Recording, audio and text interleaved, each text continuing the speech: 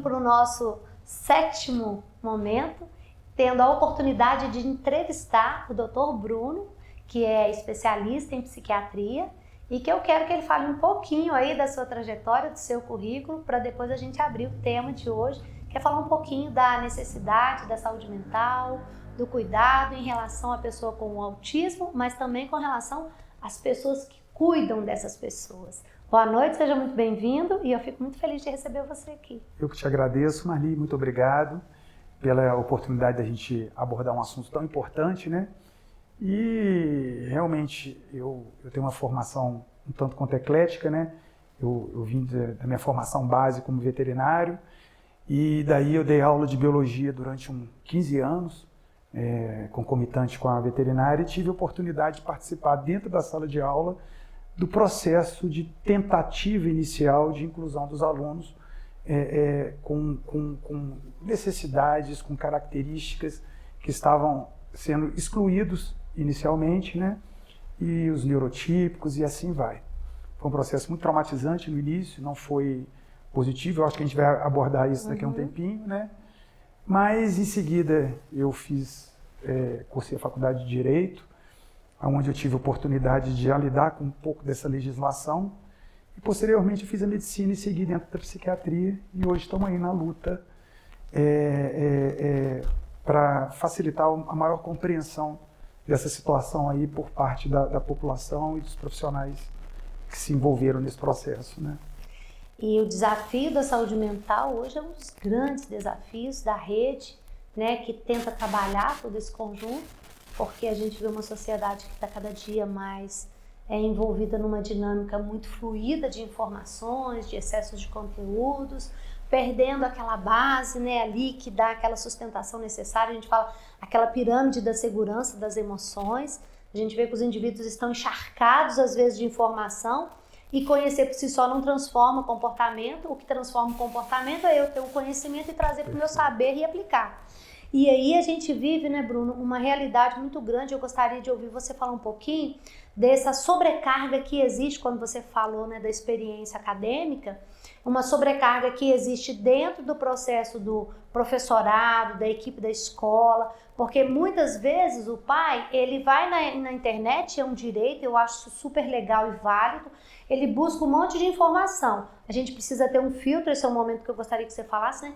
Um filtro das informações que a gente procura, até onde elas são seguras, técnicas que são aí divulgadas, que às vezes não tem um embasamento científico para o acompanhamento e tratamento da pessoa com TEA. Então a gente tem esse primeiro momento que a pessoa tem uma ansiedade de tentar buscar um caminho. E a outra situação é como que fica a saúde mental dessa família que tem que lidar com todo esse campo de saber e com os profissionais que estão lidando dentro da educação inclusiva, que cabe todas as especificações do indivíduo, mas também com a educação especial que está dentro da educação inclusiva. Ficou muito longa a minha pergunta? Não. Tá tranquilo, podemos desenvolver. O que acontece, Marli, é que a gente está passando por um período que é único na história da humanidade em termos de volume de informação, né, que se disponibilizou para o homem médio, para a pessoa comum. Então, o que acontece é que esse volume exagerado, como você usou um termo interessante, ele encharca o indivíduo não é de conhecimento, mas de informações técnicas, só que esse indivíduo ele não tem as ferramentas necessárias para fazer uma triagem daquilo que se aplica no caso específico dele. E nós estamos falando de pessoas, de famílias, de profissionais, de professores que lidam com situações extremamente estressantes. E a pessoa, naquela ânsia de resolver, naquele desespero de arranjar uma solução para aquilo que está ali causando desconforto, ele aceita qualquer informação. E isso daí acaba evoluindo muitas vezes para uma conduta errada, para uma conduta, uma percepção não adequada ou equivocada, né? E no final das contas esse processo ele acaba sendo agravado em vez de ter a sua solução visualizada, contemplada por quem está praticando.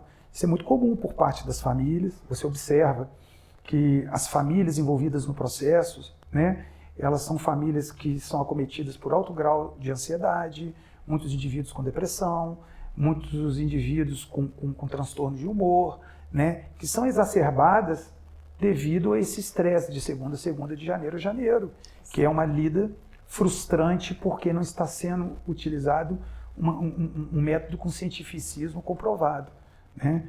Então, a internet é terra sem lei. Ela é muito útil, ela é uma ferramenta boa. Se souber ser usada. Né? Exatamente, né? A pessoa, no seu desespero, ela se agarra no primeiro salva-vidas e muitas vezes isso aí acaba sendo uma atitude menos adequada. Então, é isso que a gente tem observado, sim. E a gente percebe, eu falo da minha parte clínica, da minha experiência lidando com a escola, com familiares. A gente ouviu hoje aqui, né, de algumas mães e de algumas profissionais que muitos desses casamentos acabam até se rompendo, porque o estresse dentro da família fica tão elevado, cada um com a sua história, cada um com a sua nível de responsabilidade, é claro, porque um indivíduo que tem um filho, ele tem que ter um nível de maturidade crescente, senão ele está ali, estaciona, ele vai trazer para ele as complicações que são inerentes da sua irresponsabilidade. Mas a gente percebe muitas vezes, sabe, Bruno, que o casal, ele deixa de existir. Sim. E aí você tem, isso já acontece normalmente quando você tem uma criança, né? Sim, sim. A criança passa a ter um núcleo muito importante. A criança, quando é da educação especial, muitas vezes o casamento, ele é deixado de lado. Então, a mãe deixa de se ver nesse lugar de esposa, o pai deixa, às vezes, de se ver nesse lugar de marido, a relação sexual vai água abaixo, o distanciamento acontece, o estresse maior vai acontecendo e a gente vê que as pessoas não conseguem ter esse momento de trabalhar consigo um processo terapêutico, uma ajuda clínica, uma ajuda medicamentosa. Às vezes há muito mito, né, em procurar um psiquiatra, um neuro e falar assim, não, eu vou lá porque ele vai me dar remédio, eu não quero. Como é que é isso? Como é que a gente pode trazer para as pessoas essa consciência da importância do cuidar de si dentro do processo de cuidar do outro? Foi interessante você tocar nesse assunto, né? Porque, na realidade, essas questões elas acabam se instalando de forma muito suave, sutil inicialmente. Começa com uma perturbação do sono, começa com um processo de irritação maior, ou então em picos, né, que se manifestam cada vez mais em períodos mais curtos. Começa com um processo de anedonia, né, de perda de prazer nas atividades que sempre lhe causaram prazer. Então, o indivíduo, no início, ele gostava de ver um filme com a esposa, gostava de praticar esporte, uma academia, em suma, aquilo que sempre lhe causou prazer começa a perder importância, só que isso é um processo muito gradativo e as pessoas não se dão conta. E esse processo de distanciação do casal, ele começa a acontecer de forma inicialmente insípida e, de repente, quando as pessoas se dão conta, já existe inclusive até uma animosidade instaurada ali dentro, onde existe uma procura de se tentar atribuir a culpa, às vezes, no outro parceiro, né, pela sua própria incapacidade.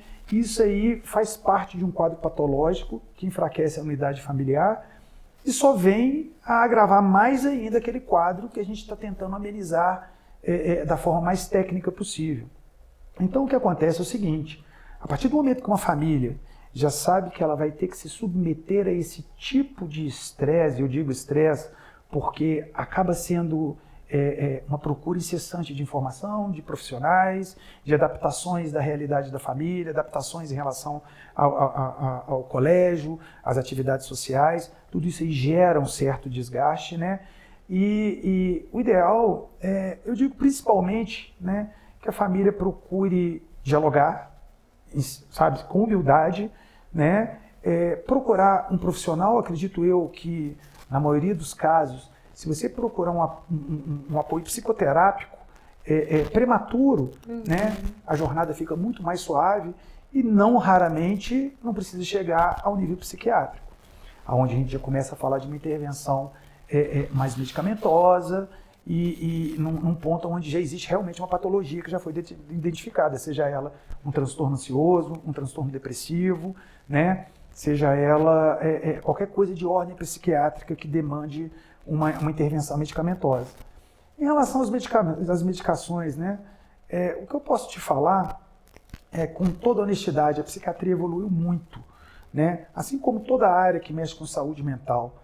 Hoje em dia, aquela velha concepção de pessoas dopadas, né, de pessoas que utilizam medicações desnecessárias e ficam viciadas, em suma, ela ainda acontece, né? Ela é multifatorial, depende do profissional, depende do paciente. Do caso clínico, do caso clínico, né? mas o uso adequado, a aplicação adequada dessas terapias, tá certo? Ela só vem a beneficiar. Geralmente uma terapia dessa, ela tem princípio, meio e fim, principalmente quando acompanhada já pelo psicoterapeuta. Né? A medicação acaba sendo uma muleta química que facilita com que o indivíduo faça os seus arranjos para ele harmonizar a sua vida novamente. Então, e o profissional que entra com a medicação, do mesmo jeito, se tiver algum grau de dependência da medicação, que isso pode acontecer dependendo da medicação, porque só de falar de medicação psiquiátrica, todo mundo pensa que todas elas causam dependência, e isso é muito pelo contrário, uma minoria delas que causa dependência química, né? O profissional sabe como manejar e depois fazer a retirada, o desmame, um desmame, né, dessas medicações. Eu acredito que elas são ferramentas positivas, que devem ser utilizadas, né, mas é aquela situação, com o critério de um profissional técnico, né, orientando a utilização dessas medicações. E a gente fala muito aqui na clínica psicológica, né? Ninguém muda do dia para a noite. Não tem remedinho que causa milagre, né? Sim, sim. Então, na verdade, é essa. Então, assim, a mudança de comportamento ela é um conjunto sistêmico. A pessoa tem que ter essa autocrítica constante, ela tem que reavaliar suas posturas, ver os seus investimentos, aonde eu estou buscando a minha rede de sucesso e de contato. Perfeito. E buscar uma rede de apoio. E quando eu falo da questão da família nesse sentido, é que muitas vezes eu percebo pais e mães que ficam assim, buscando a raiz genética da criança que tem o TEA, assim, eu já sabia, isso é da família do fulano. Não, isso é da família do ciclano. Como se encontrar um culpado fosse trazer ali uma solução que aliviasse uma culpa. E o que eu percebo muito nas famílias é a dificuldade de fazer o luto do projeto de filho que a gente queria. Sim. Eu até tenho falado com eles que eu vou trazer uma profissional, amiga aqui, que trabalha com essa questão do luto. Porque você espera um filho, você quer um filho que venha com romantiza, todas... né? Você romantiza. A gente romantiza a gravidez, a gente romantiza um discurso. O próprio relacionamento é romantizado, né? Você acha que você casou, que vai resolver tudo, vai transar todo dia, né? Nossa, o casamento é cheio de romantismo. E, na verdade, ele é uma ferramenta de crescimento mútuo entre as pessoas, de possibilidades de crescimento, né? A família tem um papel muito relevante na sociedade, nessa construção. Mas quando você recebe uma criança com uma necessidade especial, trabalhar com essa família a desconstrução do projeto inicial e deixar a criança nascer nessa alma com tudo que ela vai nos ofertar, é um caminho, é um percurso.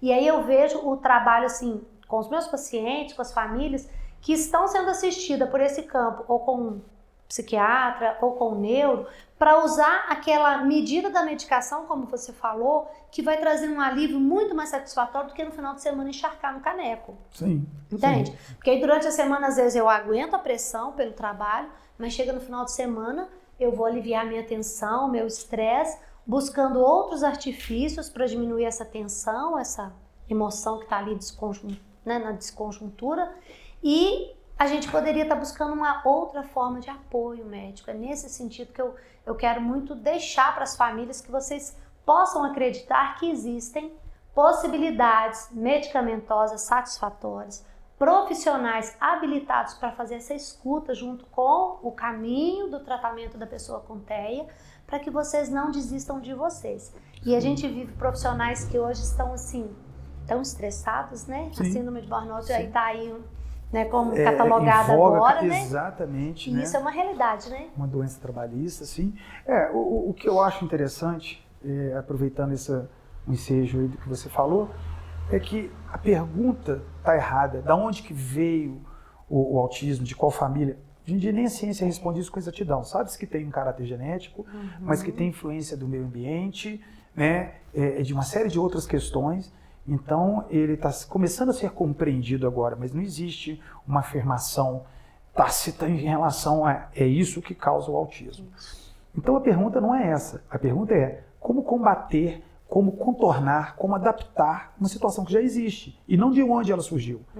Né? Você vai ficar patinando, discutindo os sexos dos anjos e não vai resolver a situação. A questão é, quanto mais tempo a gente se focar na pergunta correta, mais cedo começa a se trabalhar, né, com a criança, mais cedo você começa a desenvolver valências, aprender a fornecer novas ferramentas para essa criança se adaptar e ter um desenvolvimento ou normal ou próximo do normal, né? Cada vez menos angustiante para o paciente, para a criança, menos angustiante para a família. O que a gente observa é que realmente quando isso é feito prematuramente, quando isso é feito usando cientificismo, quando isso é feito usando parcimônia, com tranquilidade, como você bem falou, vivendo o processo, e a gente desacelera, que ultimamente as coisas são aceleradas demais, é muita informação para pouco tempo de trajeto, né? A gente começa a fazer uma higiene mental e selecionar o joio do trigo e tomar as atitudes mais corretas, mais positivas para o desenvolvimento da criança, que é o principal foco, né? E da família. Né? Essa família tem que ser o esteio e não mais um agente adoecedor da criança. Você falou bem de burnout, né? Os profissionais estão mergulhados, né? Existe muita pressão da sociedade, inclusive de perguntas que não temos respostas ainda, né? E existe uma pressão muito grande de legislação, de políticos, das famílias, em cima desses profissionais. Esses profissionais estão realmente assoberbados, sobrecarregados, né? Mas eu creio que é um processo que tende a ficar cada vez mais pacificado, uma vez que essas técnicas, essas orientações que a gente está falando aqui, estão deixando de ser novidade, estão virando a realidade desses profissionais. As pessoas estão cada vez mais embasadas cientificamente para atuar nessa área, né? Mas realmente existe uma sobrecarga ainda, né, em relação ao assunto. Eu tenho, nos cursos que eu tenho dado, eu tenho lembrado um fator que às vezes a gente fala na psicologia, né? A modelagem, né? Muitas vezes a família se esquece que ela precisa treinar os seus familiares para receber essa criança. Sim, totalmente. Então a gente percebe a dificuldade de aceitar o diagnóstico, toda a trajetória emocional do paizinho e da mãe. A gente percebe que às vezes a gente começa a evitar de ir em locais porque a gente não consegue vivenciar com esse olhar da crítica, da incompreensão do outro. Mas eu lembro para as famílias o seguinte: quando você tem uma criança que passa por esse processo, a gente precisa reunir com os adultos da família e falar assim: olha, vai ter aniversário da vovó hoje? Meu filho vai. Sim. Todo mundo da família vai ter consciência que eu vou ficar lá meia hora, 40 minutos, não vamos falar alto, não vamos fazer piadinha de mau gosto, não vamos fazer zoeira, não vamos causar coisas que eu já identifiquei que gera no meu filho um estresse. E eu vou deixar ele conviver com a família. Aí ele vai no aniversário, participa, tira aquelas projetos de memórias que vão sendo construídos no campo afetivo. Depois a gente fala assim: gente, olha, agora eu tenho um compromisso, nós vamos indo. Pego a criança e vou sair, porque muitas vezes eu vejo, Bruno, que essas crianças não participam de Natal, de Ano Novo, a pessoa não quer levar, porque a minha criança vai gerar um estresse. A família precisa se envolver nesse projeto. E aí a gente precisa levar essa informação de que equipe multidisciplinar é esse conjunto de profissionais técnicos que levam capacitação para que as famílias estejam mais habilitadas. Sim, eu acho que isso é importante. E aí vale salientar também que a gente observa, às vezes, a família de forma equivocada não faz esse tipo de estímulo, ela acaba aumentando a segregação da criança, mas existe um lado até incoerente, se essa palavra vai se adequar, aonde a família acaba conferindo ao colégio toda a responsabilidade pela inclusão do filho. Quando, na realidade, isso aí tem que ser feito em ambas as situações, no seio familiar, no ambiente acadêmico, docente, né, e na escola, né? Então, realmente é importante essa conscientização. Eis a grande importância da qualificação técnica de profissionais, da qualificação da família, para eles entenderem, compreenderem, e a compreensão é luz. A partir do momento que eles têm essa compreensão, toda a conduta começa a fluir na mesma direção, que é o maior conforto desse paciente, com o maior desenvolvimento dele. E caminhando para o nosso final aqui, você tocou num ponto crucial, né? Que a gente está aqui tentando trazer luz, reflexão, para criarmos mais políticas públicas, uma vez que nós temos muitas leis, a gente falou isso nas outras entrevistas, e ainda há um distanciamento efetivo da aplicação dessas leis. As crianças hoje, elas têm direito a estarem no colégio integral, no tempo integral, mas é preciso que as famílias tenham um cuidado muito grande de entenderem se essa criança dá conta de um processo de escola integral. Por quê? Porque a escola integral, ela é um direito, mas o direito da criança também é dela ser assistida nas condições que ela dá conta.